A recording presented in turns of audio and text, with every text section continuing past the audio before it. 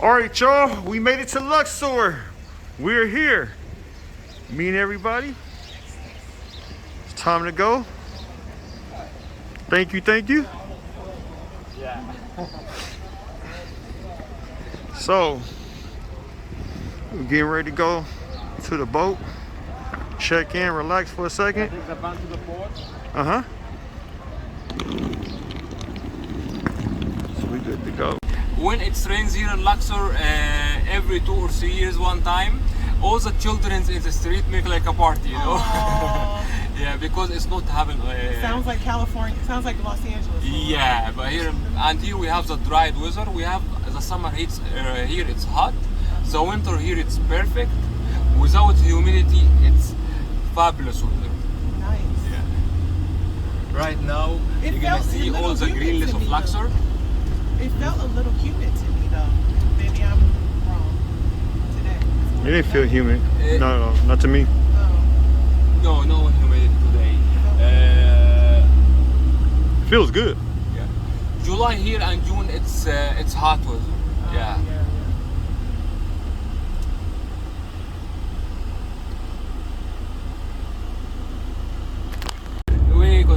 We are just Egyptian people. Here in Egypt, we have the 4 types of people. They are the Bedouin people. The Bedouin people, they are the people of the desert. Okay, they have the most difficult Arabic accent here in Egypt, and they have the tradition of the cover of the head and the cover of the face for the woman. When they marry between each other. Okay, because it's not allowed for the girl to marry from outside.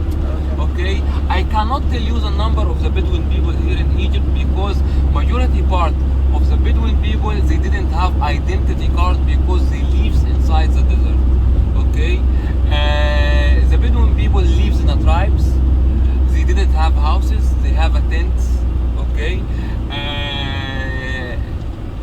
the marriage system between the Bedouin people, as I told you, they marry between each other, and it's not allowed for the boy to see the girl before marriage, especially the Bedouin people, because that's the tradition of the Bedouin people. They have a little bit of tradition, okay? But if the boy want to marry, he go to the president of the tribe, and the president of the tribe search for the boy for a beautiful girl, okay? And the family of the boy go to the tent of the family of the girl, okay? But they have a seat together, but the woman, they are separate. The woman is alone and the man is alone. The mother of the boy sees a girl in the Bedouin life, and she, after seeing the girl, she describes everything about the girl for it. Okay, if the girl is fat, if the girl is thin, if she is beautiful, if she is not beautiful, everything in details. Okay. And the father of the girl describe everything about the girl to her daughter. Okay. But if the boy accepts the girl, and if the boy refuses the girl, he cannot tell the family that he accepted the girl or refused the girl. There is a tradition in this thing. They present the tea for the boy family, okay? And the boy, if the boy drinks the tea, it's mean like he accepts the girl. If the boy did not drink the tea, it's mean that he refused the girl. But guess, in case of the girl don't accept the boy, what's happened? I don't know. They don't get married?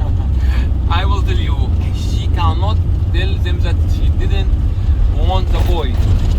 They present the tea. If the tea with the sugar, it's mean like the girl accepted the boy. If the tea without the sugar, okay, it's mean like the girl didn't accept the boy. Okay. After that, they make a wedding day. The boy and the girl ride the camels, and they made for them a new tent, not because they live in a tent, not the houses, with a decoration, and they start the lives after marriage, and he can see her wife after marriage. Wow. That's in general the Egyptian life, okay? The modern people, the citizens of the north of Egypt, the traditional people, the citizens of the south of Egypt, the Nubian people, a part of citizens at Aswan, and the last type is the Bedouin people. They are the citizens of the desert. We are 4 types of people here in Egypt, but the Bedouin people, not a lot of people. The most popular people here in Egypt, the modern people and the traditional people, the citizens of the north of Egypt and the citizens of the south of Egypt, the upper Egyptian people. That's in general the Egyptian life. Okay, right now we arrived to the boat. Okay, we're gonna continue our speaking in the boat. All right, everybody, we inside Karnak Temple. About to check it out, give y'all a view. It's hot as hell today, like 100 degrees outside, but it's all good though. Let me show you what we got. All right, this is what we have.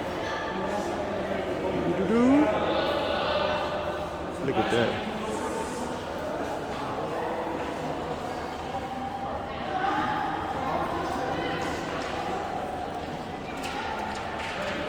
Okay, so before I start to give you some explanation about these things, I'd like just to give you an idea about, you can love a group name. So if you are doing your pictures in somewhere or you left the group in some area, I'll call you Habibi, so you know that's you. So Habibi, it's Arabic words mean my dear, my good friend. Habibi should my love, but here we use it several times. Even if you don't remember someone, his name, you say, oh, Habibi, how do you do? You know, someone you don't like, you say Habibi also. So it could be many meaning for one word, but it's very common here. That's why we use it, okay? So Habibi, that will be our name. Here we are in the Vestor Center. And this place, it's right new comparing to the temple. Because they started in All right, y'all, so we inside. Look at this view. Dang.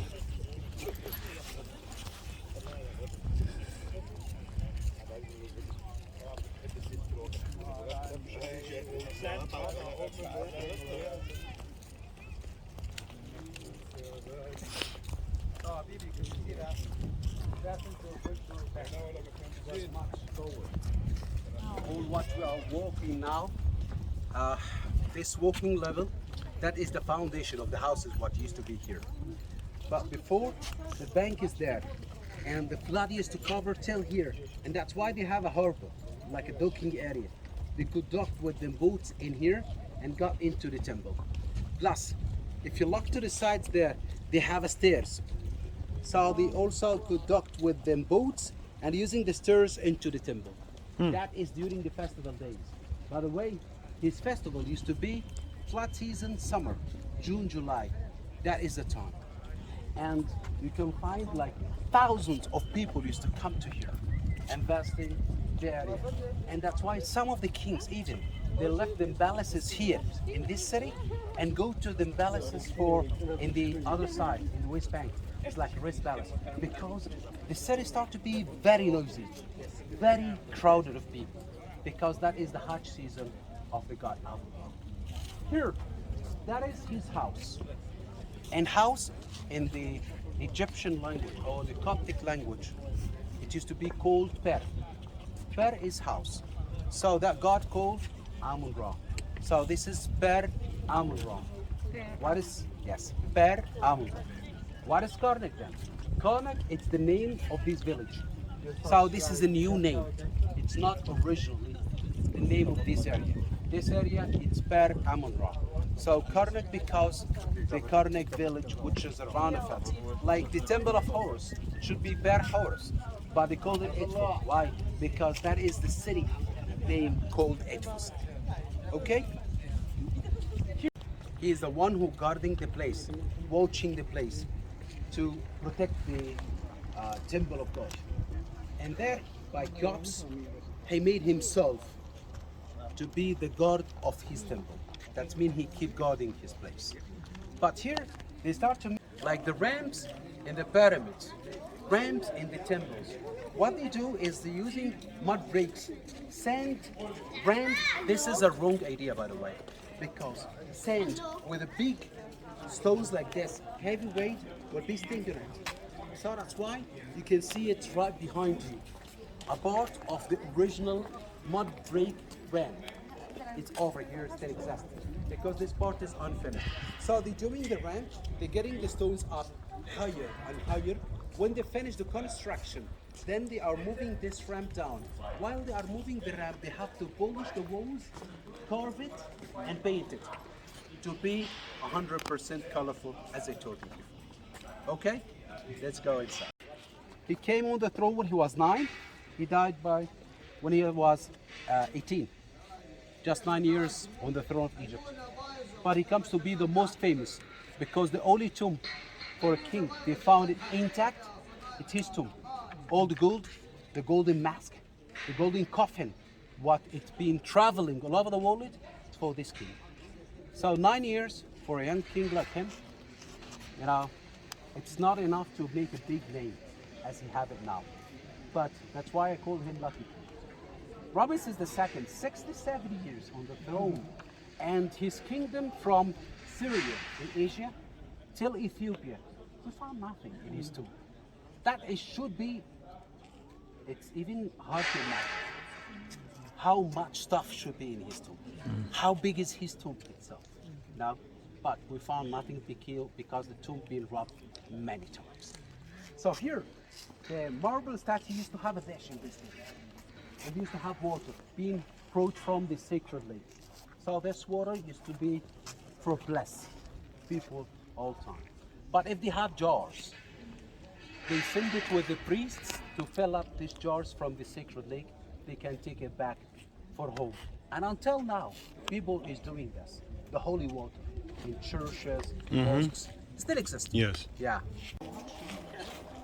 And by the way, his queen used to be called Nefertari. Nefertari, the most beautiful. Nefer is beautiful. So when we said Nefer, that is verb been using for females. So Nefer is mean beautiful. But if we said a man, we said Nefer. No, we said Nefro is mean handsome. So Nefer Ta'iri, Nefertari, the most beautiful. And there, she's not the one. She's not Nefertari, not the queen. But she's another wife. And by the way, she used to be his daughter. Yeah? Another wife and daughter. Her name is Bennett Anet. To be his daughter and wife, he don't have kids from her, but she's helping him in this big kingdom. That's how it is. Yeah? You could see the whole statue, by the way, just one block of granite. They carve it in a perfect shape. Yeah, just one block. It's wonderful. We'll see many. Damn. Wow. Wow. Look at this. Look at this, man. Look what they was doing. Guys, if you come closer and try to see, this color since 1270 BC, and it still exists until now. The whole place used to be very colorful as this. You know, the whole court. And by the way, we used to have a wonderful roof cover the whole thing here. Look to the colors. When they do the restoration, they never recarve or repaint anything. They just preserve the original. Okay. You know, I could show you a picture just to imagine what is this court used to be looks like. That's exactly how it is. Thank you. That's what I call it, the master art. Why? Because you could see how deep it is. We have the artists who are doing all the carving here. They are artists, professional and masters. The one can doing deep carving like this, it should be a master. Why? Because with a deep carving like this, if he made a mistake, It's very hard to fix it. Yeah. So if you are not sure, you cannot do it. That's why this work should be just done by masters. The obelisk. This massive obelisk. By the way, the twin of it should be in our side Yes. because there used to be two, right? Bring it back. Yeah. If you could help us in that, yeah. So this one is 20 meters high, and this is for the King Tutmosis II. His other obelisk now in Rome. By the way, the number of obelisks out of Egypt more than what we have it in Egypt here. Yeah. They have like 7 in Turkey, most of them in Istanbul. And they have 13 in Italy, most of them in Rome. 1 in Paris, 1 in London, 1 in New York, the Central Park. The New York one and the Paris one, they are gifts. And the rest is not gifts. Fake ones. But we cannot blame them. I cannot say they are stealing this. Why? Because the 13 ones in Rome, because Egypt was a part of the Roman kingdom. So when they move them, they just moving a part, of the monuments from a part of the kingdom to another part of the kingdom. That's how they think about it. And also, the one in London, Egypt used to be a colony by the British for 82 years. So they took the same thing, or the pieces like obelisk and many other pieces, over 237,000 pieces being taken from Egypt by them to the British Museum, because Egypt is a part of them kingdom. From this location, you could clearly see the 2 obelisks. The one for Hatshepsut, the biggest in all Egypt, that exists here. And this one is 29 meters, 337 tons, 1 piece of granite. Just 1 piece, yeah. The other one is for her half-brother and husband. And this is 20 meters high, much smaller than this. Yeah.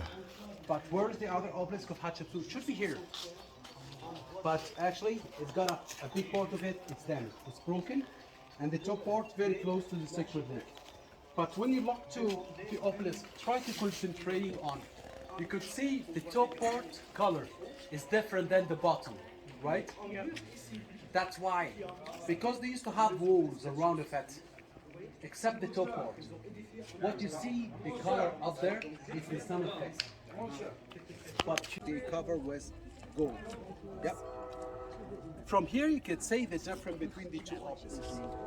It could be clear now for you. Yeah. And by the way, you can find in this position here, right in the middle, you can get a good photo. You are gonna be stayed right in the middle of the pool. Yeah. Try to find a good position for it. Here, that is the lake. It's a man-made lake. It's made by the King Tutmosis III first, and it used to be connected with the Nile. When the water raising the Nile, it's raising here. But now we control it.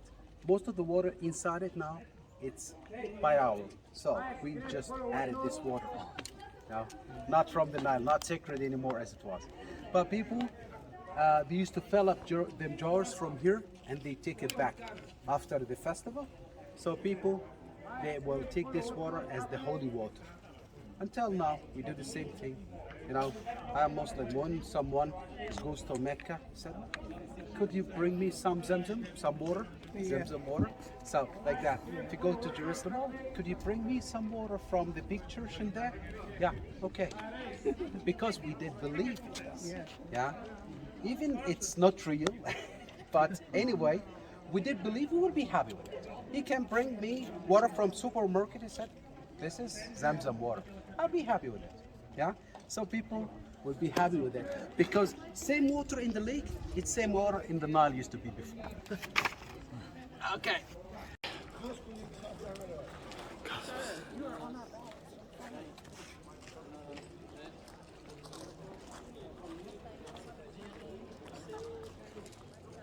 Wow. Look at all this.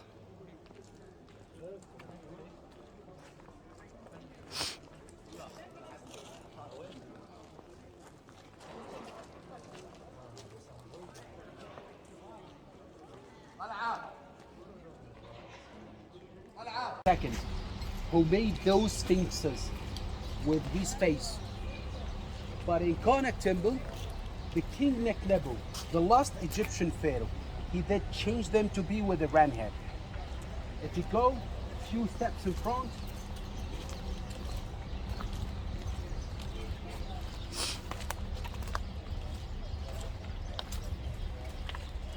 let's say it goes straight all the way from here till Karnak.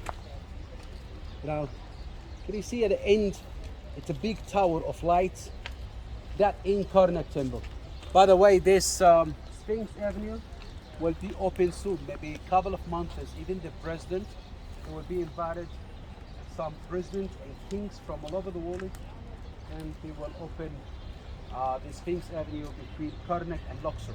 And right after this, people is able to walk from there to here. It's a mile roughly, but by night time or evening, it's amazing. Especially this temple, when they light it up at night, it's an amazing place. That is the one what I did send you the picture of it.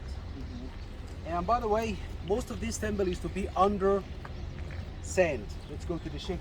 All right, y'all. Luxor Temple. We are here.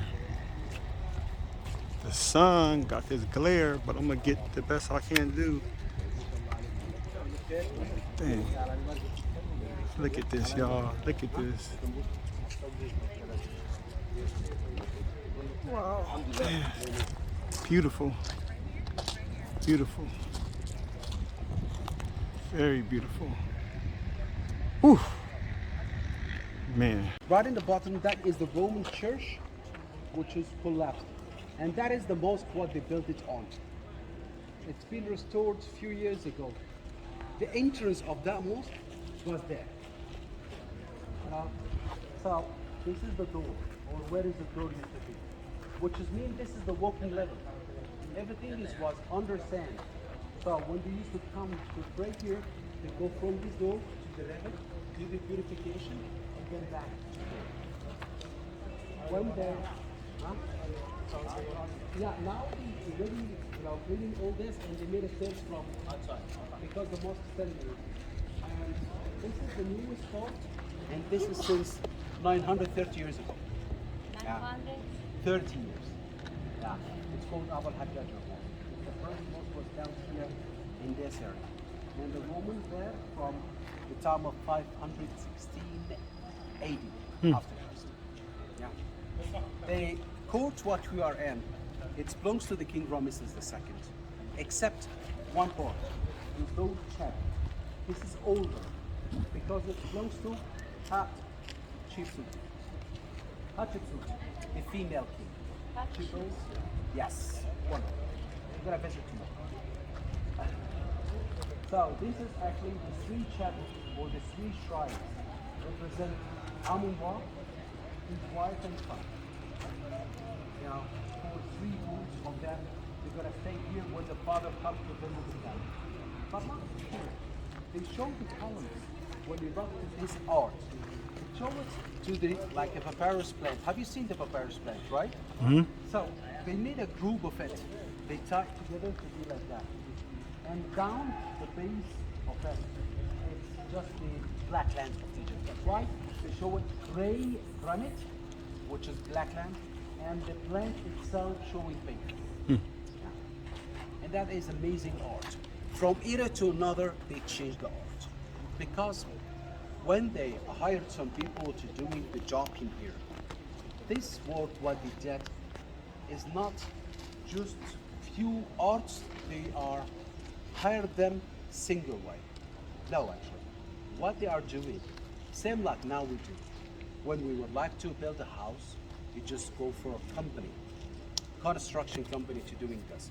But for them, this construction company, what we call it now, it used to be called art school. So the art school, they will be taking the design, which is most of the time it's been designed by a priest, because the priest also a doctor, an engineer, and a teacher. He's a scientist. He made the design, and then the art school was doing this job for him. So from art school to another, you will find a different design. Look to those columns and look to the one next to it. It's different. This is a group of papyrus plants. But here, this is a lotus, one lotus flower. And they made a closed flower because they used to have a roof to the side. You know? So it's a shaded places.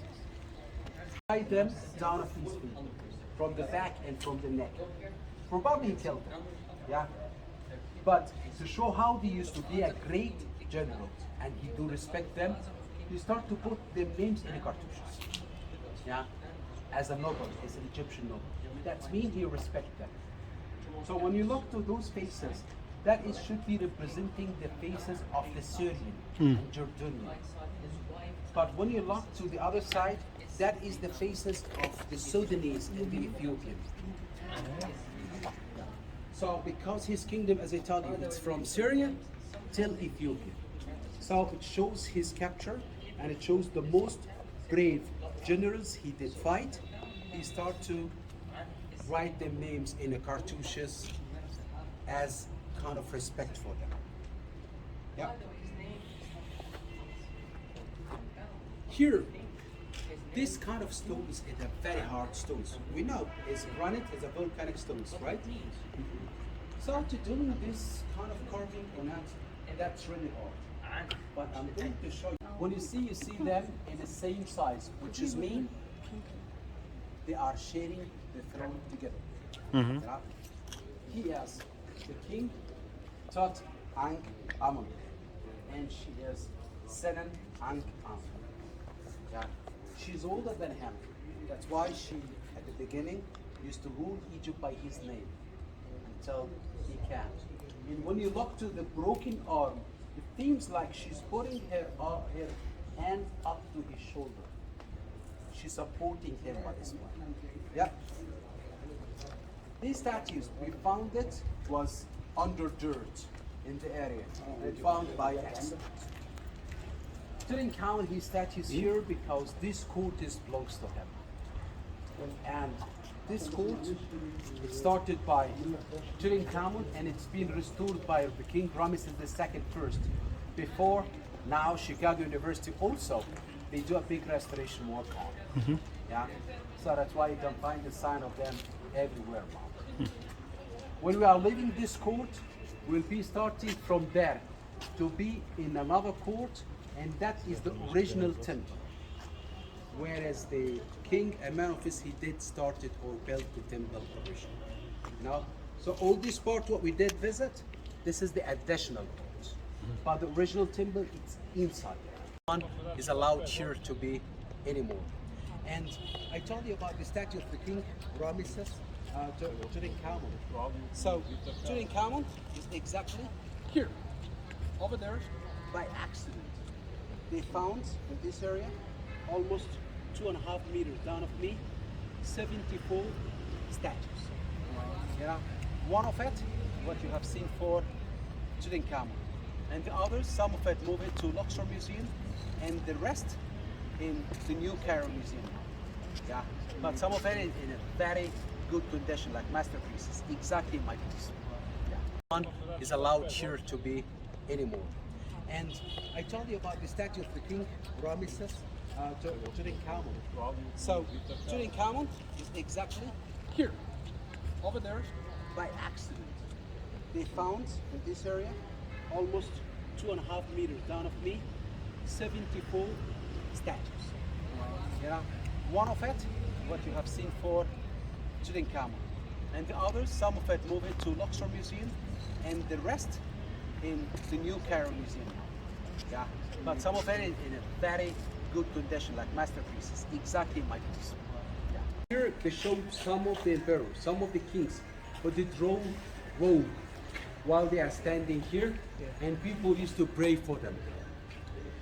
When they decide to be like a Roman temple, they closed the entrance. That is used to be a big gate.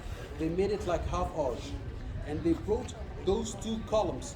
When you look to the capitals, those capitals totally not Egyptian.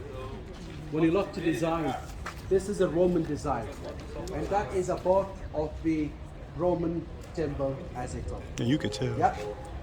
One of our professors, almost 120 years ago, he made a small gate to let us go to the last chapel, which is built by Alexander the Great. It used to be colorful. You can see the colors that exist in here. That is the colors since 1300 BC.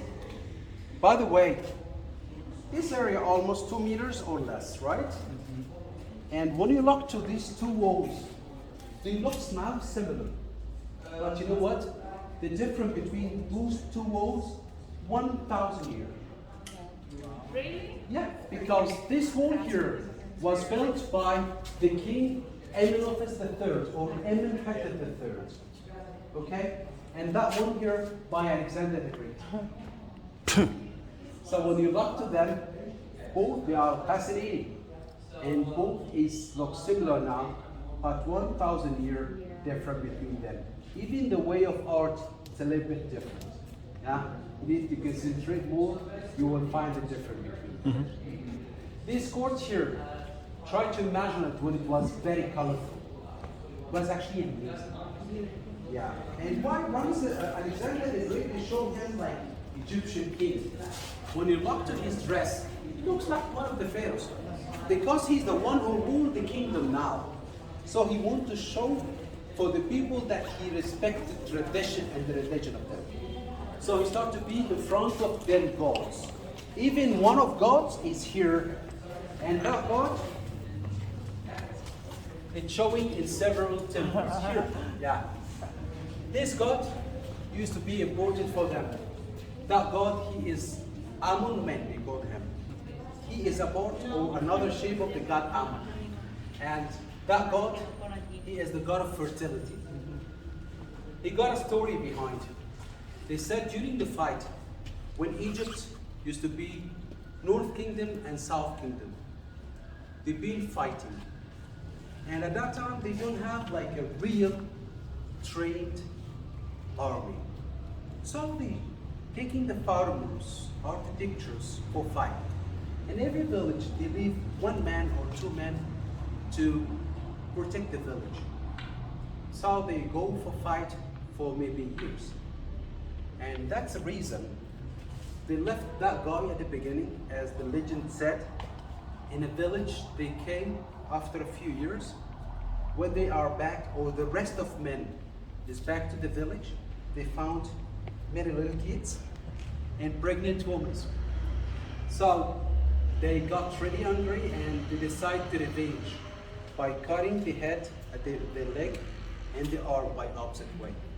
You know, wrong decision, should be another thing, but anyway. So they did that. And by the way, this is a way of punishing the Egyptians they used to do. Even the kings, they do that for the enemies. You know, later, time by time, they said, if there is no one come back from those men in the village, he's the last man. Now, he came another generation for them. So the time by time, they start to meet this legend big and big, and they start to connect him with Amun-Ra. And they call him Amun-Man, the god of fertility. That's why they pray to him like this. Yeah? So he still have like 1 arm and 2 legs. The king is not here. Then his servant. Who is the servant of God? The high priest. So no one else. How about the queen? No, it's not allowed. Unless the female or the lady, she's the king of Egypt. Yeah? But the first wife, it's not allowed. Yeah? The king as a son of God, or the priest as a servant of God. They are the only one who are allowed to be here. Okay? All right, everybody. So that was it for today. Man, long day. About to get ready to eat in a few. So tomorrow, before we leave and go down the Nile Valley, yes, or you might as well say up. But we're going to go to the Valley of the Kings. Then we'll leave, I think, right before the evening time, right before dinner start. And I believe we're going to Edfu. I think that's the city we're going to next, because Aswan is the last city. So be ready for part 3. Part 3. I'm giving you so much content, y'all. appreciate y'all watching. You know, if you haven't subscribed to the channel, subscribe to the channel. That's all I'm asking. And thumbs up the video. Share with your family and friends. It's free. I'm not asking for no, you know, donation. I'm just asking for some peace and love and blessings. All right, salute.